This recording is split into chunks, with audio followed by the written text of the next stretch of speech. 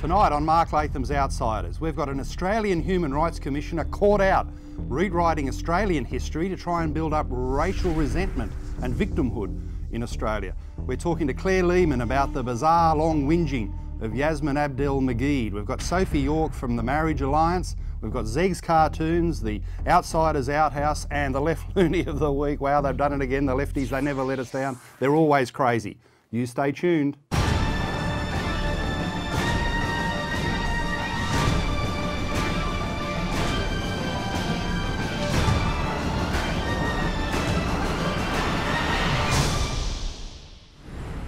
Trigger warning viewers, you've arrived in a very unsafe space. This is Mark Latham's Outsiders, Australia's most politically incorrect news and current affairs show.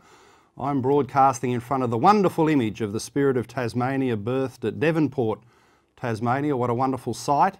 Don't forget our website, marklathamsoutsiders.com. You can go there for all the information. You'll see the petition, all-important petition, Justice for Mrs A, the very brave school teacher. We've got to get that apology and a recognition from the New South Wales government about what happened to her. So the website is vital for registering and getting involved with all the Rebel Australia activities, marklathamsoutsiders.com. Now, just yesterday I had a fellow from a newspaper ring me up and say, I'm Australia's most politically incorrect commentator. Australia's most politically incorrect political commentator. And I said, you bloody beauty. I mean, haven't we had enough of political correctness? All these attempts to control our language, control our behaviour, that you make an Australian statement of the obvious, and if there's one little snowflake out there taking offence, it's got to be withdrawn, people apologising. The nation is falling to pieces, becoming a nation of snowflakes instead of the good, tough Australian tradition of resilience, resilience first and foremost. So we're not having any of that bull crap here on Mark Latham's Outsiders. We're going for no PC, no social engineering, no identity politics. You just get the Australian old-fashioned way of straight talk. All-important straight talk, and we're giving it to you. At the top of the show, I've got something to say about a man who needs plenty of straight talk, and that's Tim Soutphommasane. The Race Discrimination Commissioner has put in another shocker. It's in relation to the long whinge of Yassmin Abdel-Magied. There he is, Tim. Dr. Tim from the Human Rights Commission. This is what he said in Perth last Friday about the example of Yassmin Abdel-Magied.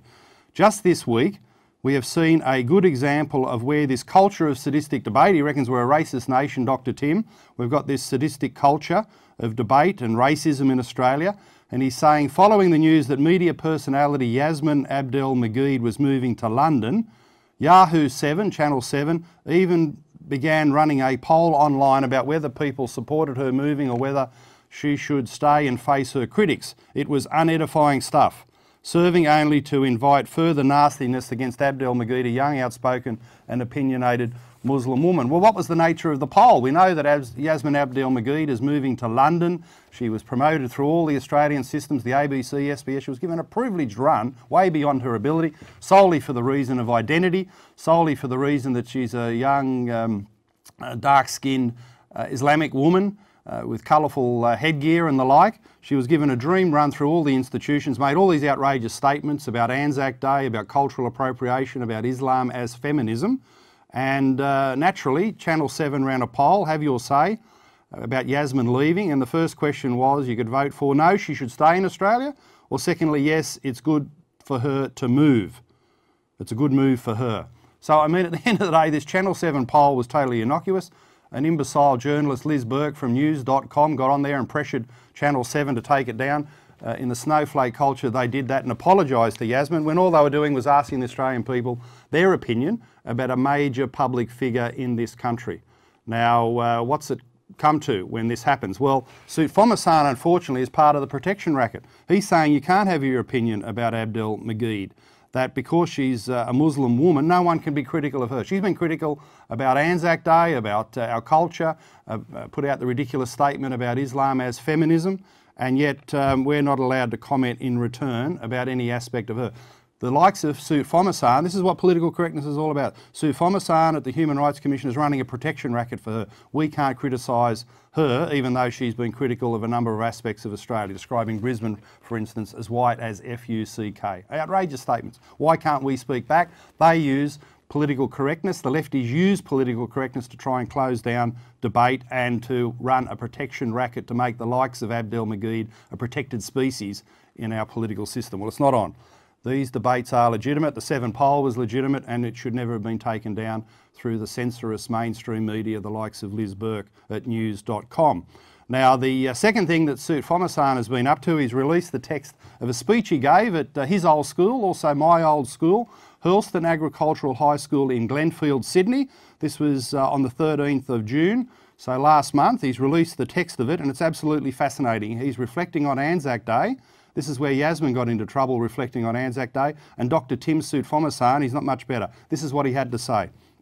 Around Anzac Day each year, we would congregate in the Anzac Grove and reflect on what the 25th of April meant. I remember one year when I was in Year 9 sitting there listening to a fellow student talk about the meaning of Anzac. She said, "Today we pause to reflect on the sacrifices that our forebears made so that we could enjoy the Australian way of life." A noble sentiment, something few of us would disagree with. And yet I sat there thinking there wasn't something right about what this student was saying. It didn't sound right. It didn't look right. And it didn't because the student who said these things was someone who looked like me. She might have been Chinese or Vietnamese in background. Well, can I just pause there and say, well, that's no reason to think that someone can't associate with the Anzac legend. We associate with the Anzac legend no matter where we were born as Australians. That's the point. It's to honour Australia's fighting men and women who served their country, in many cases died at Gallipoli.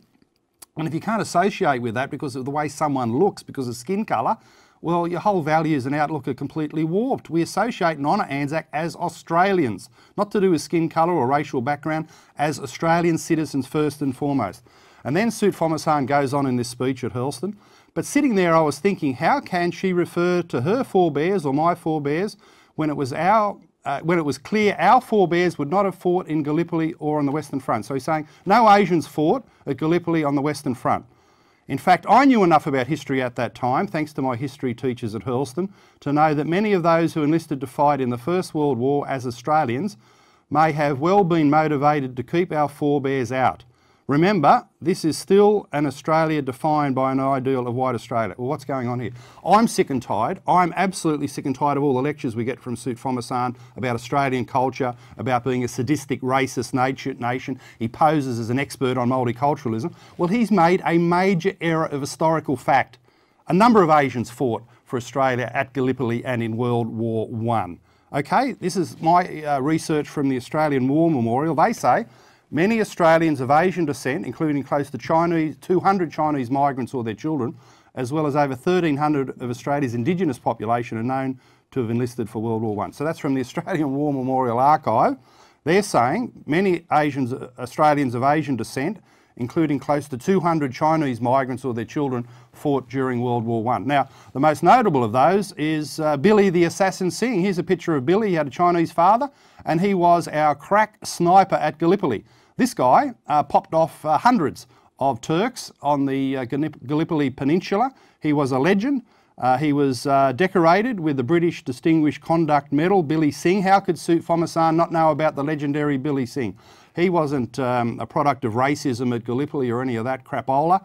He was someone who fought for his nation with amazing effect and then went on to fight on the Western Front and with great service at Polygon Wood. So Billy Singh, of Chinese descent, is the most famous of the Asians who fought at Gallipoli and in World War I. Now what you've got here is an Australian Human Rights Commissioner rewriting Australian history. It's shameful. This bloke who parades himself around as an expert on multiculturalism doesn't know the truth of Asian Australian involvement in World War I. That's disgraceful enough. But what was he up to at Hurlston? Hurlston Agricultural High School, his old school, my old school at Glenfield in Sydney. He was talking to an assembly made up of 90% Asian students. 90% Asian students. He talks about lack of opportunity for Asians. He would have been standing up at the front of the Edmondson Hall there at Glenfield addressing a gathering of 90% Asian student faces. Now what was he trying to do?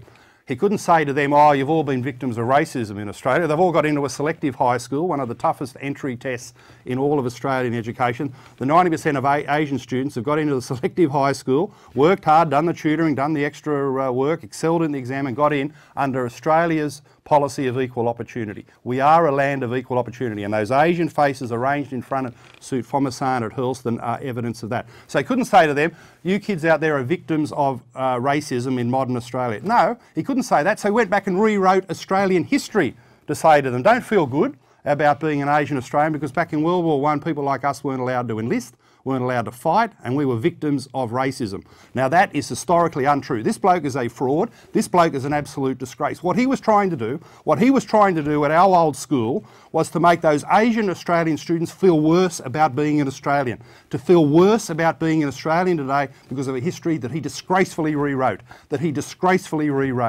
Now this is not on.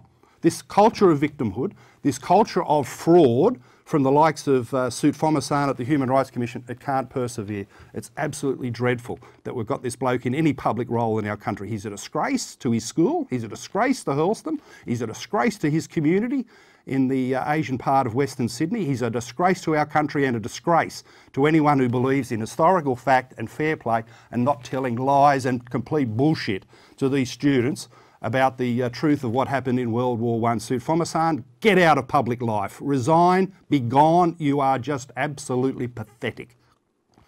Now, I feel very strongly about this because it's my old school. And the idea that this goose, this fraud, has been giving them historical untruths under the banner of trying to invoke racial victimhood for those students is just one of the worst things that I've ever seen in Australian public life. So I'm worked up about it. You're watching Mark Latham's Outsiders. We'll be back after a break. We're going to talk to Claire Lehmann about Yassmin Abdel-Magied and other related matters. Thanks for tuning in.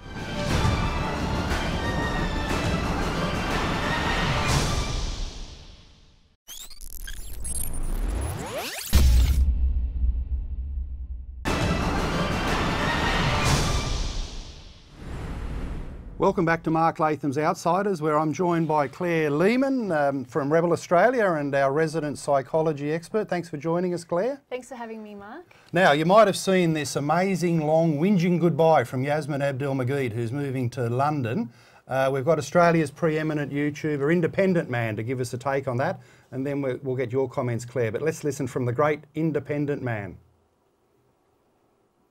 Let's talk about Australia's biggest self-identified victim, Yassmin Abdel-Magied. So you may have heard that Magied is moving to London. That's right, kids, but in true Magied form, she couldn't do it without reminding us all of how oppressed she is. So she left us with an essay she'd written months ago, published in The Guardian. What are they so afraid of? I'm just a young, brown, Muslim woman speaking my mind. By asserting my identity in a way that challenges my place in the world, I inadvertently challenge those who feel entitled to their privilege and status. The lack of self-awareness in the title permeates this whole sorry piece, and in fact permeates her whole life to this point. The reason why people object to the way you assert your identity is because most reasonable, non-bigoted people have learned from the lessons of history, from people like Martin Luther King, that your brownness and religion aren't that important. It's the content of your character that counts, your contribution to society, the notion that your ideas and opinions will be judged on their merits, not on the identity of the person espousing them. This essay should have been titled The Long Whinge. And don't worry, I'm not going to put you through a thorough reading of it. If you're that much of a masochist, you can do that yourself later. But just take the first sentence. What are they so afraid of? This is in reference to an interaction she had with an unnamed person at the Jaipur Literature Festival. Here's how it allegedly went down. Some guy wanders over to her at the event and says, "Oh, I know you. You're the girl they're all talking about." She says, "Good things, I hope." His response, "Oh, no, I'm afraid not. They all disagree with you. Really." "Oh, I do wish they would disagree to my face. I would love to have a conversation with them." The agent shook his head. It was late and he looked slightly intoxicated, which was probably why he was more forthright than Englishmen usually seem to be. "Oh no one would do that. You're very intimidating. We're all a little frightened of you." I flashed my biggest, pearliest smile and pointed at my teeth. "Look at this face. Hey, how could I possibly be intimidating?" But it seems there is something incredibly intimidating about a young, brown Muslim woman who's unafraid to speak her mind. No, there's nothing intimidating about you. The pushback you receive comes from your poorly conceived ideas. The conversation referred to above was over the tantrum she threw at the Brisbane Writers' Festival because Lionel Shriver made fun of the idea of cultural appropriation. You see, Mageid lives in a bubble where the idea of cultural appropriation has currency. But for a brief moment, she stepped outside that bubble and encountered an opposing point of view. And instead of dealing with it like an adult, she acted like a hysterical child and stormed out. I think one of the things that really took this poor woman in Brisbane aback, the one who walked out, about my speech, is I was not reiterating everything she heard around her and everything she had been told to believe, that it was a difference of opinion. Right. And that was no longer acceptable. Exactly. This has nothing to do with your brownness. It's the poverty of your thinking. The same dearth of intellect that prompted you to say that Islam is the most feminist religion. Again, the idea is not criticised because you're a Muslim. It's because it's factually incorrect and utterly absurd. And the other reason people criticise you is because you lack the basic self-awareness to realise that whilst pushing your toxic identity politics agenda, you are simultaneously the beneficiary of your identity. You were given a plum job at the ABC, flown around the Middle East on a junket to promote your own book at taxpayers' expense, invited to have dinner with the Prime Minister of Australia, then turn around and accuse others of being entitled to privilege. That's what pisses people off. Your arrogance, your lack of humility and gratitude for the opportunities you've been given. And then instead of addressing arguments and criticism, you wrap yourself in the cloak of victimhood. Well, great work from the Independent man. You should check him out on YouTube. He's absolutely fantastic. But Claire, this is classic work from Yasmin to say she's got to be loved, no one can be critical. It's the politics of victimhood, isn't it? Yeah, absolutely. And unfortunately, Mark, I think that we're going to see more people like her. I think the younger generation growing up where Facebook is their world, social media and Instagram is their world, and they're training themselves to just cultivate this public image, and they're not able to debate ideas. They're not able to engage with real debate. So. Well, what's the psychology of it? Why is she such a snowflake? I mean, she's had a dream run through the system, promoted left, right and centre. She's got controversial views out there. It's undemocratic, isn't it, to say that because she's got brown skin, she's a woman, she's young and she's a Muslim, we're not allowed to say that her theory of cultural appropriation is wrong. Her comments about Anzac Day were outrageously wrong, and the statement about Islam being feminist is just ridiculous. So it's another attempt by the left to close down debate against the principles of democracy. Yeah, I mean, in the case of Yasmin, it's pretty clearly textbook narcissism. I mean, I wouldn't ever want to put a diagnosis on someone, but I think that you can see it more and more in the younger generation of kids who have grown up in the world of social media. It sort of encourages narcissism. It encourages a very superficial, performative kind of engagement with the world where your orientation is to get as many likes as you can on your Instagram photo, but not engage with any substantive issues such as ideas and debate. And I think Yasmin is representative of that, and we're going to see it more and more and more. And the other thing about Yasmin is Independent Man is right. She was picked as a champion of the moderate Muslim. And so she was put forward into all of these positions for the government and for the ABC and presumably SBS. But she didn't have the substance to back her up. No, and her views are very radical. Her views are very radical. Well, we won't see as much of her. She's off to London, quite thankfully, but our cartoonist in residence, Zeg, the great Zeg, has got a take on this. Let's have a look at his cartoon. We've got Yasmin there arriving in London, saying she's the most publicly hated Muslim in Australia. That's what she reckons. I don't know if that's true. She's certainly the greatest whinger we've seen in this country for a long while. And you've got London burning, of course, in terrible circumstances in recent times. And the fireman basically saying, wasn't Jermaine Greer enough? The Aussies are exporting their troubles back here, you know, like the Pommies sent us the convicts.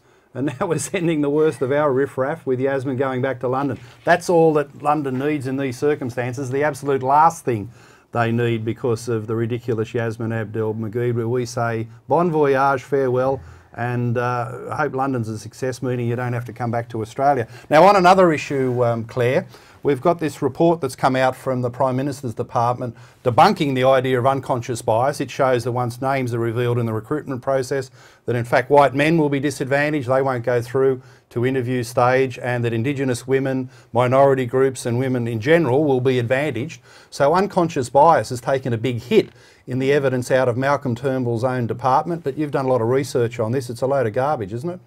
Yeah, so there's no good evidence that diversity training or training that corporations are now implementing has any impact on real world behaviour. So this unconscious bias training, it started out of Silicon Valley in 2014. Google were the first company to implement it, and they did this because they were getting hit with lawsuits, sexual harassment lawsuits. So these big corporations thought, well, we've got to do something to sort of mitigate the damage from having to pay out stacks of money to people suing them.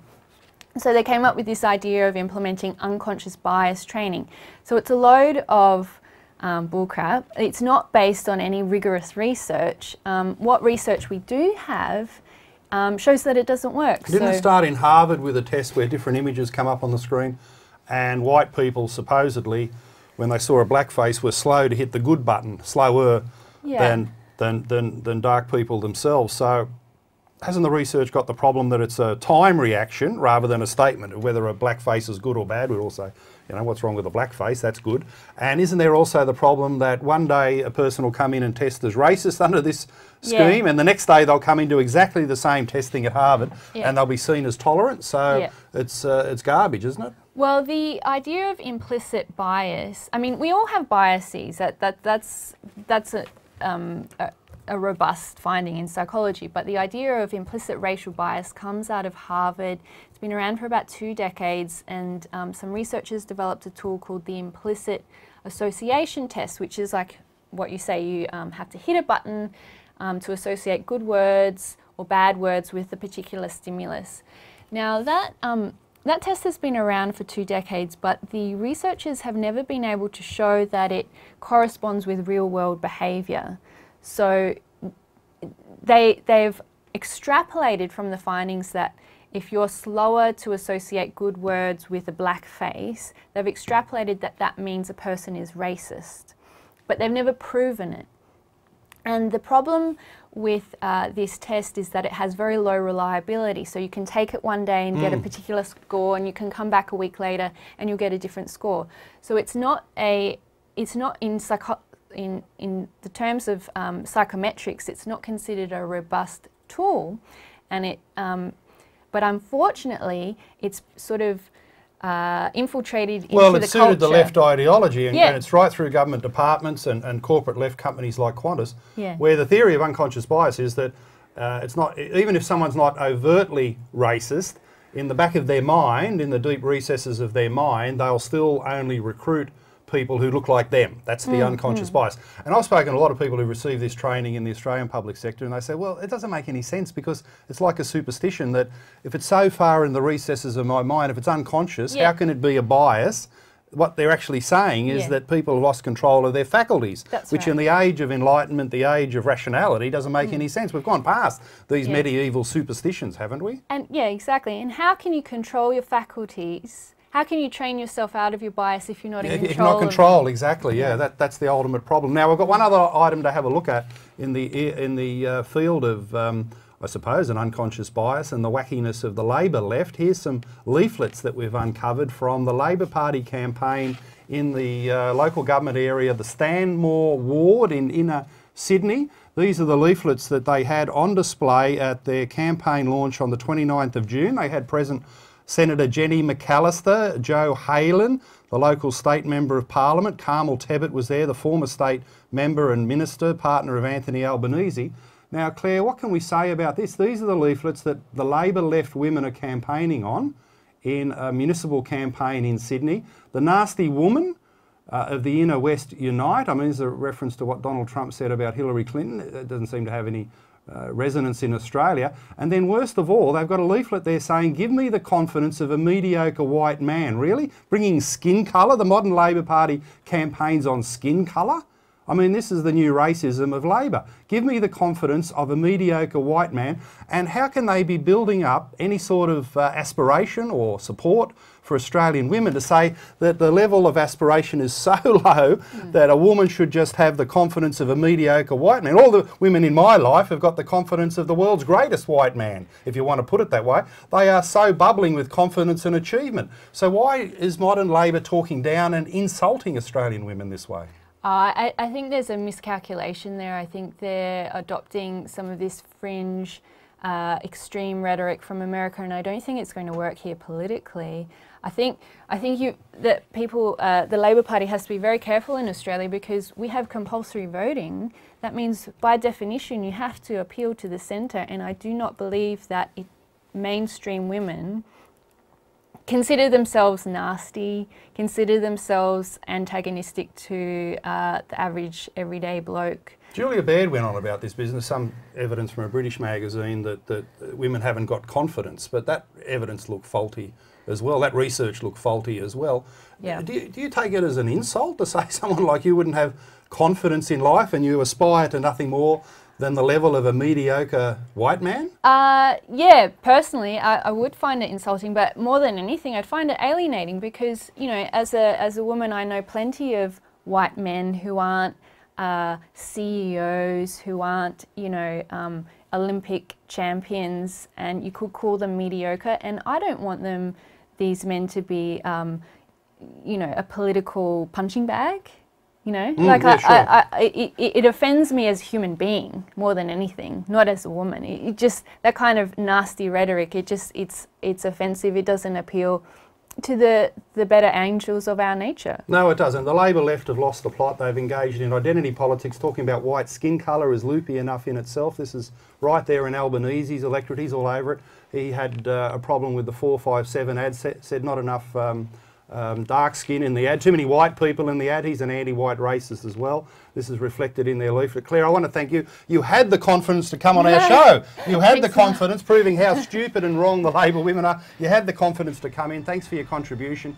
We'll be back after a little interval here to look at Zeg's cartoons and your say as viewers.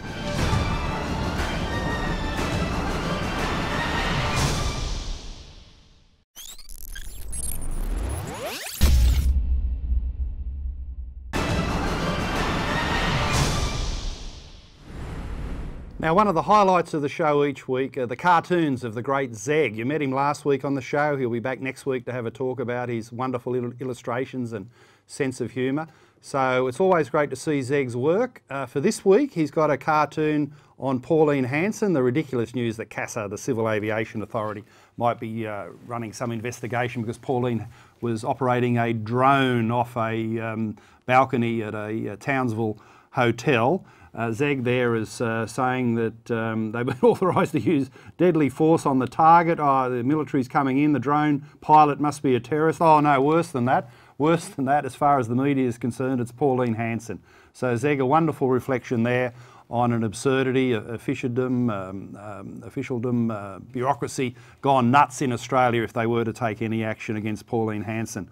Now we've got, speaking of Zeg, we've got the Outsiders Outhouse. Your say, the letters that have come in, the contributions that have been made. Zeg has drawn me up there on the Thunderbox.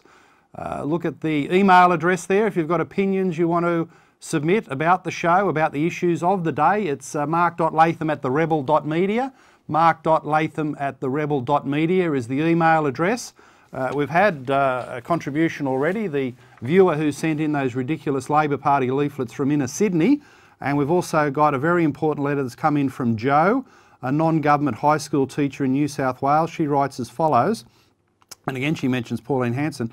Although very unpopular, Pauline Hanson's remarks about students with a disability have lifted the lid on a huge can of worms. Last year I taught a class with about 10 students who had disabilities, two of whom were severely autistic. As much as I love them and have a talent for working with these students, they do take up huge amounts of time. They can contribute to the classroom environment, but they also have an impact on the learning of others in a significant amount. I have a couple of questions here. How do we decide that their needs and rights outweigh the rights of the rest of the class for a rigorous learning environment? And secondly, how are young and inexperienced teachers supposed to cope with this when they've not been given the training to do so? Well, good questions, Joe, from the coalface of teaching. Pauline Hanson took a lot of flack, but I've heard from some retired teachers in recent days that it was a legitimate issue about making sure that the autistic kids are cared for in the right way, get the best learning opportunities, but also respectful of the learning capacity and environment for the other kids in the class. So she's put an important issue on the agenda. It shouldn't be dismissed by the media the way that it was. And then on the broader question of education, Joe goes on to write, finally, let me say the old-fashioned model of education worked well in the 70s and 80s. We had rigorous lessons, testing and international results. Are students so different? Has there been a biological change that means they learn differently? Has there been a cultural change in Australian society that means that parents are not teaching their children to value education? Like the students, predominantly Asian students, at James Roos, that's the top high school in the country. It's the top selective high school in Sydney. Joe, you've raised a really important point we emphasise here all the time about rigour and standards and discipline in the education system. In a few weeks' time, we're going to have a very interesting person on the show, I'm hopeful, a former Labor MP who went out and became a teacher later in life, who's also going to talk about the importance of standards, rigour and discipline in the education system. So thanks for your contribution, Joe. The second letter we have this evening is from Brian in New South Wales, and he writes as follows. Just wondering, Mark, if you have a comment on the African youth gangs in Sydney and Melbourne. A few years ago, a Monash University professor was ostracised and witch-hunted out of the college for suggesting limiting immigration from Africa due to huge cultural and assimilation problems. Brian goes on to write and ask, why can't we offer places to people that will adopt our culture, assimilate and positively contribute to Australia? And P.S. when the left says diversity, they don't mean diversity of opinion, just skin colour. Well, of course that's what they mean. Of course they talk about skin colour. We saw that with that ridiculous leaflet earlier in the show talking about mediocre white men in the centre of Sydney. The left does mean skin colour rather than diversity of opinion. They hate diversity of opinion, it's disagreement. It's why they've got so much political correctness.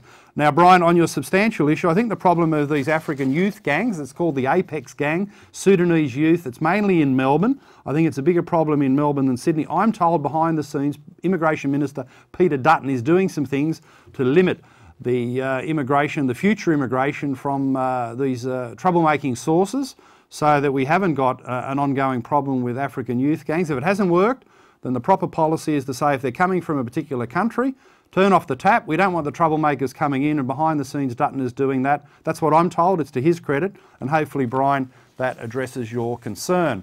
Now, moving on to a very important segment. You look forward to it every week, I know I do, just sifting through all the applicants. The left lunatic of the week, and so many to judge for. Could it be Human Rights Commissioner Tim Soutphommasane for that ridiculous rewriting of Australian history, disgracefully so at Hurlston? Could it be the Labor left lunatics in the centre of Sydney with their ridiculous pamphlets and their anti-white racism? Well, I've got one that even trumps those. It's an absolute classic.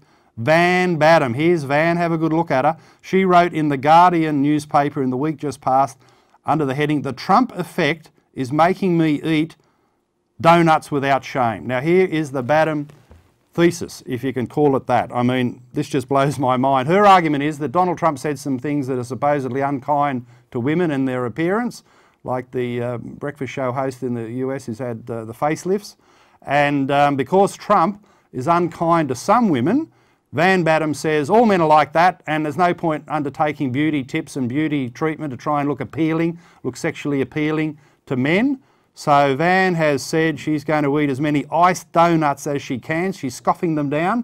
Now, Van, I'd suggest to you, what would your doctor say? Would the doctor recommend iced donuts in your diet? Not very healthy. I'm sure the Guardian newspaper will have some ridiculous Jamie Oliver expose soon about the need for healthy diet. Well, Van Badham is published and heading in the opposite direction as a Guardian columnist. She's scoffing down the iced donuts, not very good for her health.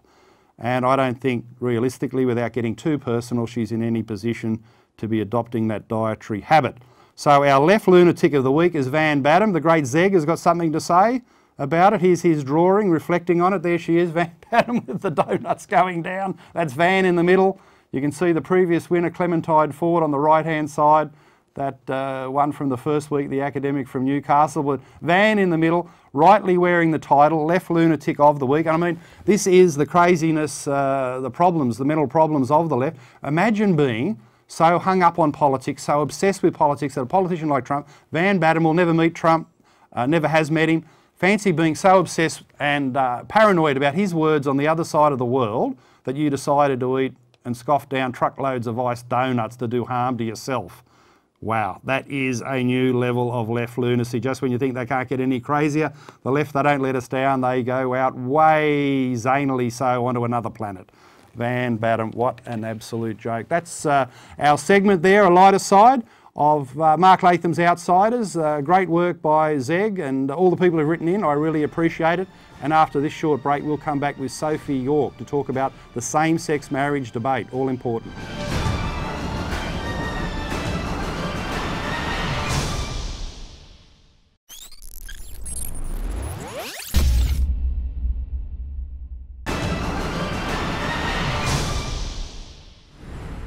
Welcome back to Mark Latham's Outsiders, here right in front of the Spirit of Tasmania, such a beautiful vessel moored there in Devonport, a lovely part of the north of Tasmania. Don't forget our website, marklathamsoutsiders.com.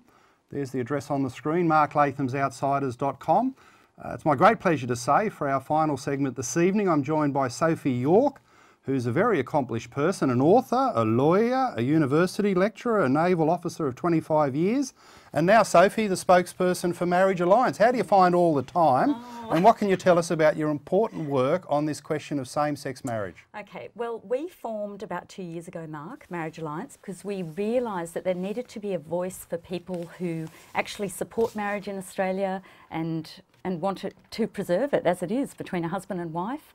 You know, there are many groups who want to change the definition, as you know. The one that gets most airplay is the LGBTIQ activists, but there are other groups as well who have a claim. They want to redefine marriage, so polygamous, polyamorous, and some of that is happening overseas. So there are great consequences to redefining marriage, but the story today is actually about whether or not the Australian people should be allowed to have a say on the issue.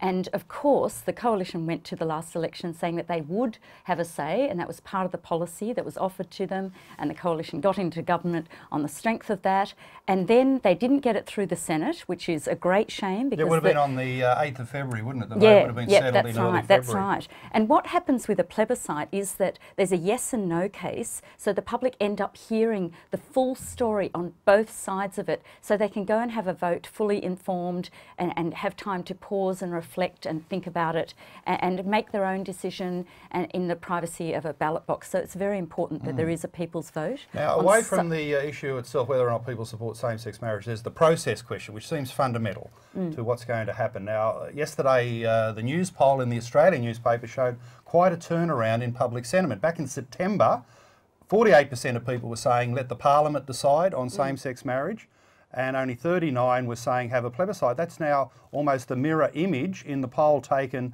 at the beginning of July. We've now got a clear majority of Australians wanting to have the plebiscite. This is a smack in the face for, I suppose, the Labor and the Greens who voted against the plebiscite, but also the likes of Christopher Pyne, Dean Smith, Zimmerman. Now, it's fairly clear Christopher Pyne has been conniving behind the scenes to get a parliamentary vote on this. What do you make of news poll now showing a clear majority of Australians want the government to keep its election promise, and if this is to happen, it must be through a plebiscite of the people? Of course it should. And these MPs who campaigned on the strength of a platform that said there would be a people's vote should not be doing things behind the scenes deviously. That's very deceitful of the public, and you know, without mentioning any names, it's very disappointing as well. Oh, let's mention them: Christopher Pyne, Dean Smith, Zimmerman. Are you worried? Are you worried? The news in the Fairfax Press that Dean Smith has got a private member's bill, and there's talk that I think if it's 4 Liberal MPs, so-called moderates, Warren Inch and the like, cross the floor to support Labor suspending standing orders in the House of Representatives, they'll have the numbers for the Dean Smith, WA Senator, Dean Smith private members bill to change the Marriage Act that'll actually go forward and be voted on. And if they cross the floor again, Mark, and it goes through the Senate, this would happen in defiance of the Liberal Party promise to the people. They are selling out their base. They know exactly how the people feel on this issue. The people want a say, and that poll backs it up. And there's been essential polling that's shown that as well last week.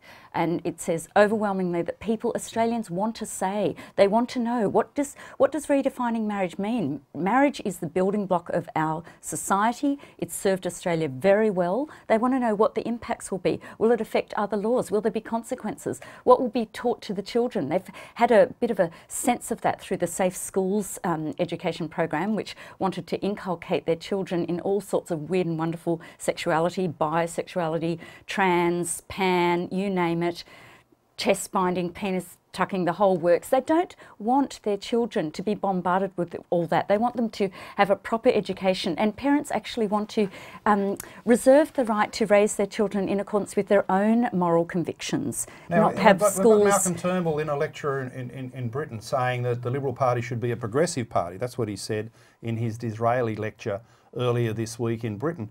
Now, won't this have Conservatives around the country screaming out the Liberal Party must adhere to basic conservative values?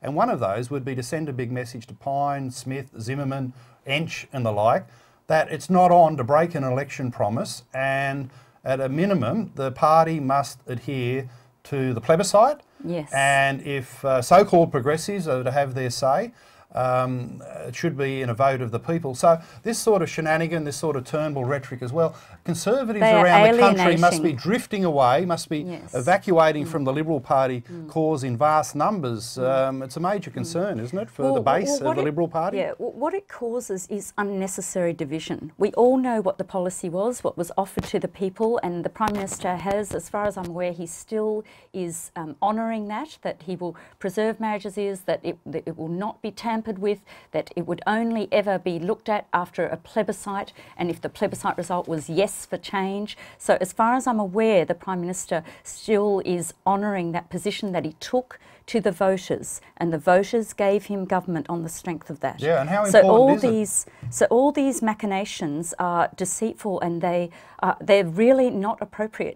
It's a sellout to the people, but it also has a divisive effect on the party, because at the moment, as you know, the Liberal Party it's described often as a broad church, and so the only way you can actually get into government is to actually have unity of that spectrum, if you like, of thought, from conservative to more liberal, even libertarian down that end. If you divide that, you are actually fragmenting the party of Menzies.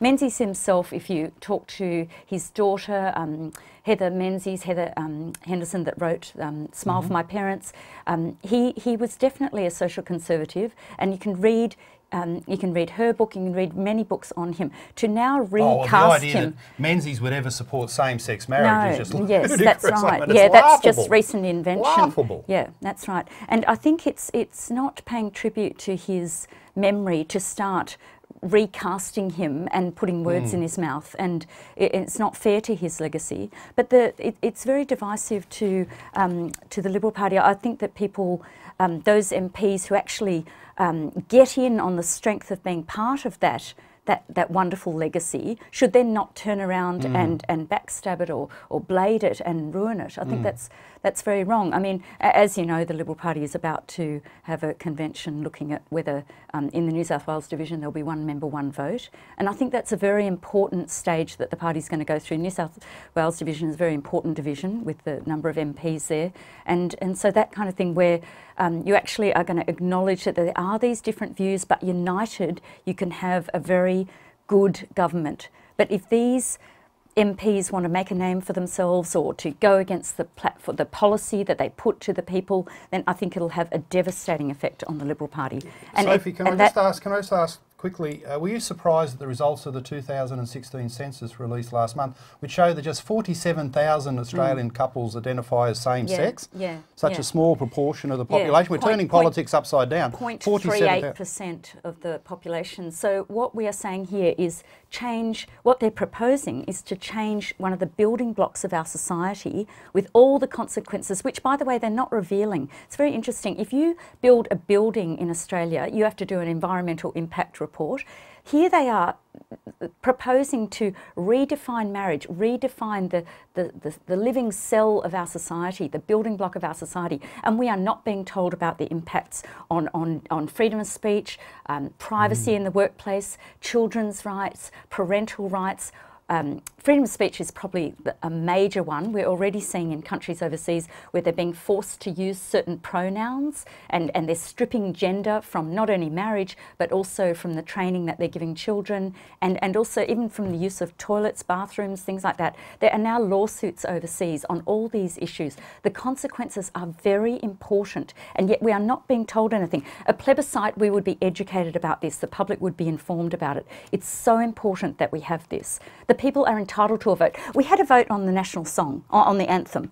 Marriage is so much more important than the national anthem. It is structural. We absolutely should have a plebiscite, and the people have said that's what we want. Well, Sophie, you're talking about important values. I suppose my concern is that you don't want a process that rewards the gay left militant lobby that's been closing down freedom of speech, that's been getting people sacked. We saw the controversy about Coopers intimidating beer companies because of views that are said to be politically wrong. I mean, I've been a supporter of same-sex marriage, but I'm not going to reward the militant mob out there that are defacing our political system and our democracy. Now, Sophie's been talking about important values of Western civilisation. I don't want the show to end without marking the very, very significant speech given by Donald Trump in Warsaw prior to the G20 summit. It was one of the greatest speeches we've heard from a Western leader in recent times because he was arguing for the defence of Western civilisation. Let's hear from the American president. The fundamental question of our time is whether the West has the will to survive. Do we have the confidence in our values to defend them at any cost? Do we have enough respect for our citizens to protect our borders? Do we have the desire and the courage to preserve our civilization in the face of those who would subvert and destroy it? Well, Sophie, I think Trump has defined the central issue of our times, and that is defending the Enlightenment, defending Western civilisation, defending the age of reason, and it's under dual attack. At one extreme, you've got radical Islam, and we know the acts of terrorism and violence and the caliphate that they inflict upon our society. At the other end, they want to redefine marriage to allow polygamy, actually. Well, they do, and how the left support them, I don't know. But at the other end of the extreme, you've got the rise of cultural Marxism, political correctness, where there's a rolling back of Enlightenment values. So our civilisation is under dual attack.